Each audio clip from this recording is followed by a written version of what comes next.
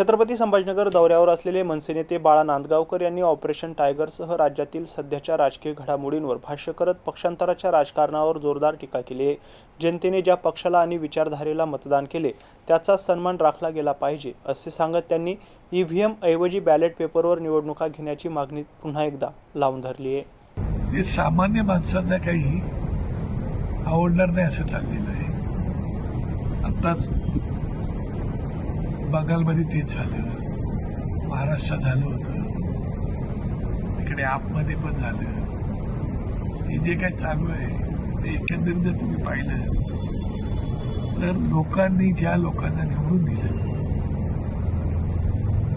जे मतदान केलं, ज्या पक्षाला केलं, ज्या पक्षाच्या विचारधारेला केलं, ज्या नेत्याला केलं, त्याच्या चिन्हांना केलं,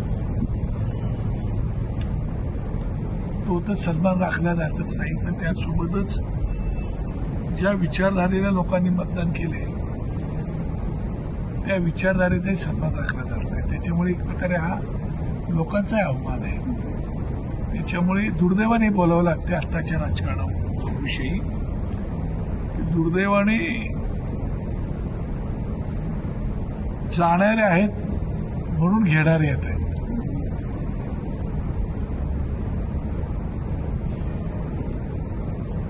जर जाणारे नसतं तर घेणारे येणारच नसतं आणि त्याच्यामुळे अशा प्रकारचा बाजार हा होतोय। त्याच्यामुळे जाणारी जी पण मंडळी आहे त्या लोकांना स्वतःलाच विचार करायला पाहिजे की आपण काय करतो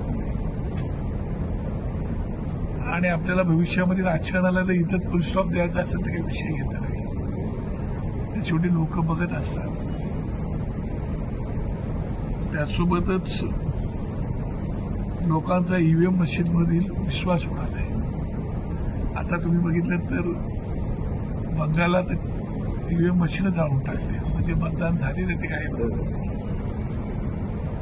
आणि त्याच्यामुळे जाणारा नाही वाटते की ईव्हीएम मशीन आहे म्हणजे काय अडचण नाही आणि म्हणून ते होत असेल